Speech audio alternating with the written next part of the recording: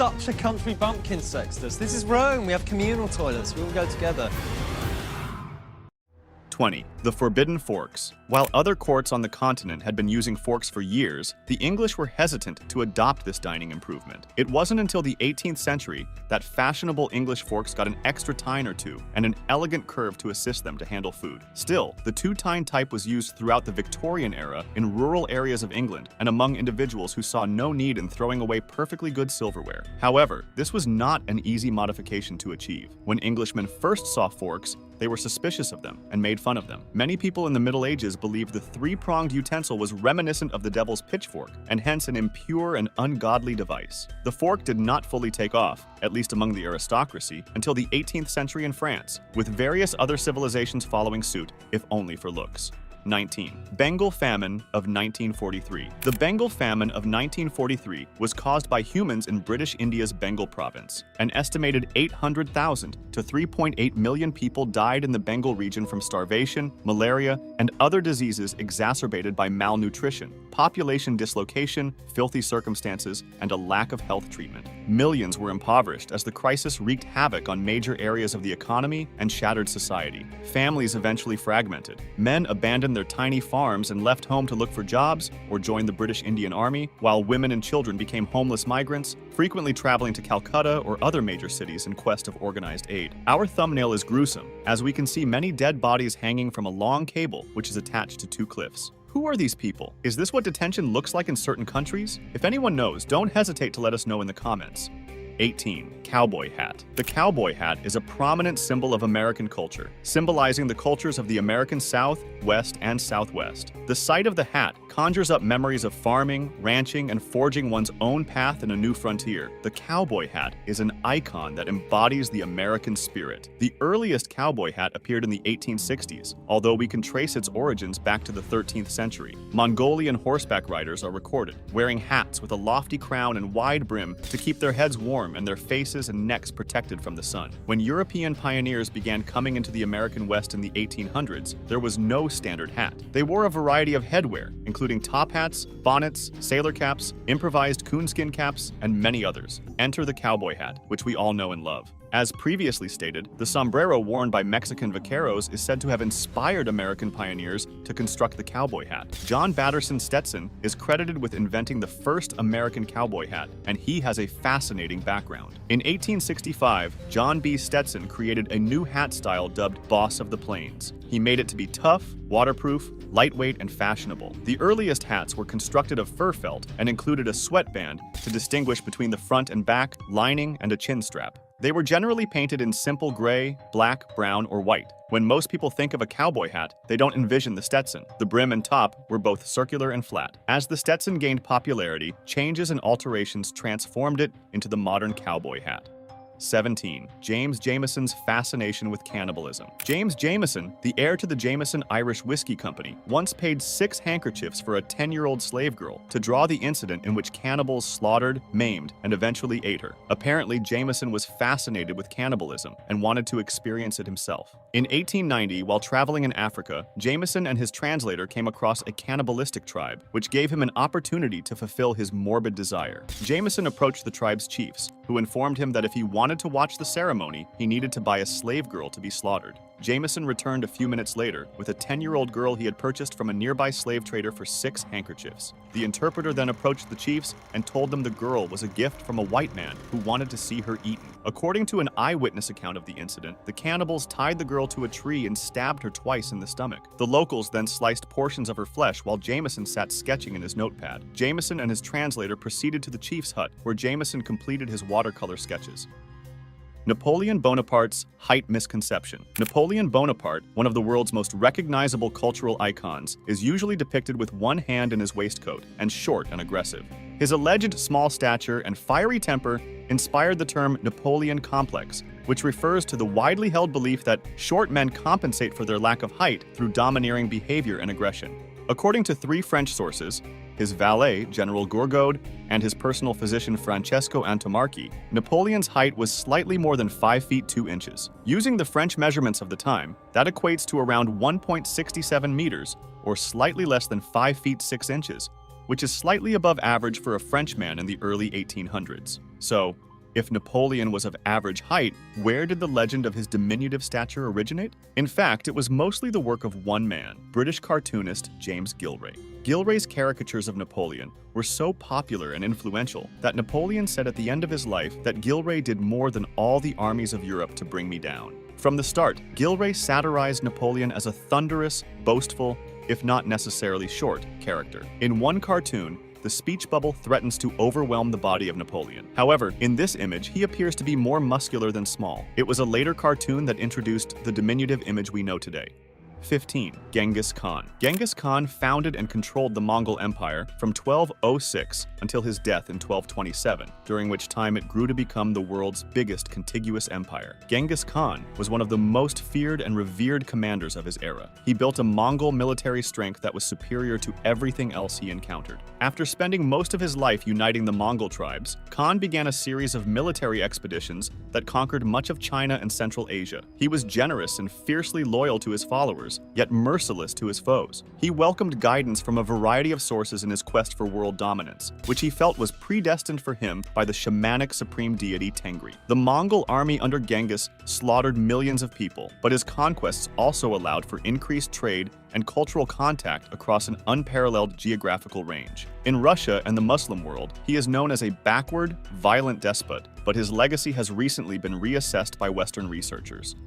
14. The history of the English language. English is a West Germanic language descended from Ingvaeonic languages carried to Britain between the mid-5th and 7th century AD by Anglo-Saxon migrants from what is now northwest Germany, southern Denmark, and the Netherlands. The Anglo-Saxons arrived in the British Isles in the mid-5th century and governed much of southern Great Britain. Their language arose from a group of Ingvaeonic languages spoken by settlers in England, southern and eastern Scotland in the early Middle Ages, replacing the Celtic languages that had previously dominated. Old English reflected the many origins of the Anglo-Saxon kingdoms founded throughout Britain. The late West Saxon dialect gradually gained prominence. Contact with the North Germanic languages spoken by the Scandinavian Vikings, who conquered and colonized parts of Britain in the 8th and 9th centuries, had a considerable impact on the formation of Old English, resulting in much vocabulary borrowing and grammatical reduction. Anglian dialects had a stronger impact on Middle English. Early modern English, the language employed by William Shakespeare, dates from roughly 1500. It absorbed numerous Renaissance-era loans from Latin and Ancient Greek, as well as borrowings from other European languages, such as French, German, and Dutch. The Great Vowel Shift, which altered the characteristics of most long vowels, was one of the most significant pronunciation alterations throughout this time period. By the late 17th century, modern English proper, which is comparable to that spoken today, had become established.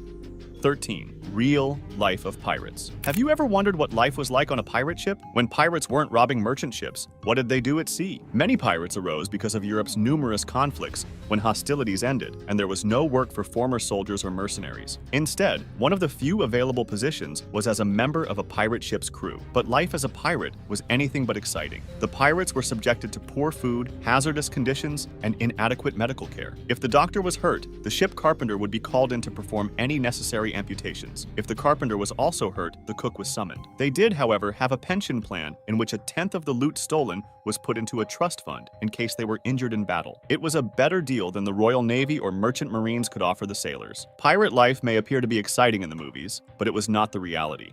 12. The Trail of Tears. Between 1830 and 1850, the United States government conducted an ethnic cleansing and forcible removal of roughly 60,000 individuals from the 5 civilized tribes. Following the passage of the Indian Removal Act in 1830, members of the Cherokee, Muskogee, Seminole, Chickasaw, and Choctaw nations were forcibly relocated from their ancestral homelands in the southeastern United States to newly designated Indian territory west of the Mississippi River. The Cherokee evacuation in 1838 was prompted by the discovery of gold near Dahlonega, Georgia in 1828, which sparked the Georgia Gold Rush. On their way to their newly designated Indian Reserve, the removed peoples faced exposure, sickness, and famine. Thousands of people died of sickness before or shortly after arriving at their destination. Historians have called the episode a genocide, but others have disputed this description, and it remains debatable.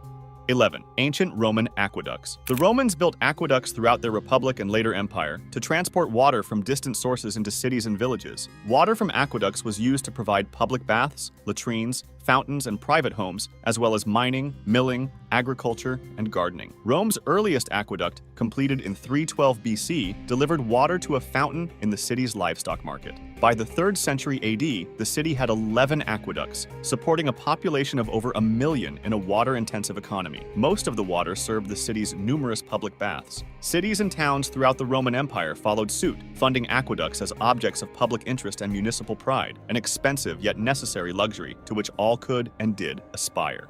10. Lady Liberty. The Statue of Liberty is a massive neoclassical sculpture on Liberty Island in New York Harbor, New York City, in the USA. The copper monument, a gift from the French people, was conceived by sculptor Frédéric Auguste Bartholdi, while Gustave Eiffel built the metal framework. The statue was erected on October 28, 1886. The statue was conceived in 1865, when French historian and abolitionist Édouard de la Boulaye proposed a monument to honor the forthcoming centennial of American independence, the survival of American democracy, and the freeing of the country's slaves. The Franco-Prussian War stalled development until 1875, when La Boulaye offered that the French people fund the statue while the United States provided the location and built the pedestal. Bartholdi finished the statue's head and torch-bearing arm before it was entirely conceived, and these sections were displayed for publicity at international exhibitions.